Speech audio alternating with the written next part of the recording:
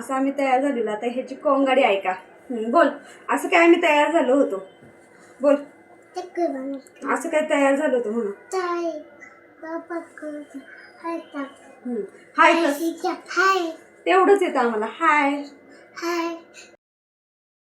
अशी माझी ही 2 मुलांना पण मी तयार केलं मस्तपैकी. आणि आम्ही निघालो होतो पाबळसाठी, पूजेसाठी सॉरी.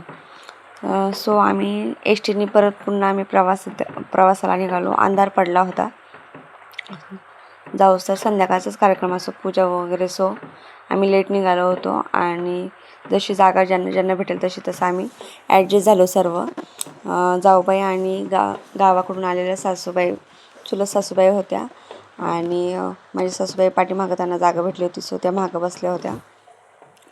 आणि मग लालपरीचा प्रवास ह्यावेळेस भरपूर झाला आमचा. सो आणि मग आरती वगैरे घरी घेतली आम्ही, आरती वगैरे झाली आणि मग निघालो पाचपावलीसाठी इथं मंदिरात आलो.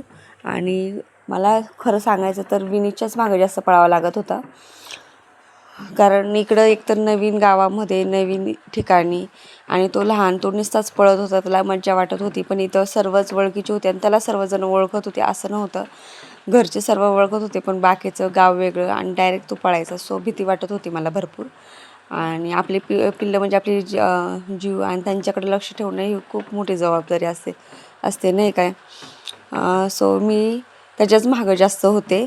आणि इथं पाचपावलीसाठी आलो. आणि कितीही सुशिक्षित असलं आणि किती काही असलं तरी पण मुलीला शेणीत सारवावं लावतात पाचपावली. तर ती खूप गमतीशीर बात असते.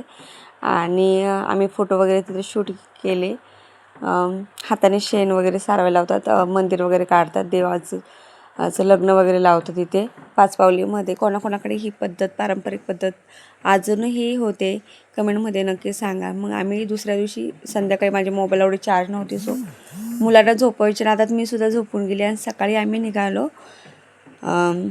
रिटर्न. सो माझा अवतार असा होता. आणि पावसाचं काहीच वातावरण नव्हतं मित्रांनो, काहीच वातावरण नव्हतं. चांगलं फ्रेश ऊन वगैरे पडलं होतं. आणि संध्याकाळी 2-3 वाजता जे आम्हाला पुण्यामध्ये इतका भरघोस पाऊस लागला. सो आम्ही सर्वजण भिजलो. आणि शूट करायला गेले तर माझा पाण्यात मोबाईलसुद्धा भिजला भरपूर. आणि खूप जोरात पाऊस होता आणि मी पाय घसरता वाचले. सो मी काय एवढं शूट केलं नाही. सो जेवढं केलं आहे तुमच्यासोबत शेअर करायचा नक्कीच प्रयत्न करते. मग घरी आल्यावर आम्ही आंघोळ्या वगैरे केल्या पहिले. आणि मग मी गरम मस्त मुलांना मला गुलगुले तळले. पावसातून आल्यावर भजी खातात, सो पण मला गुलगुले भरपूर आवडतात. सो मी गुलगुले तळले वगैरे आणि आम्ही गुलगुलेंचा आनंद घेतला. मग असा होता आमचा काही दिवस. इतक्या दिवस पाऊस नव्हता पण पावसाने चांगलीच फजिती. भेटून मित्रांनो नवीन ब्लॉगमध्ये. बाय, टेक केअर, काळजी.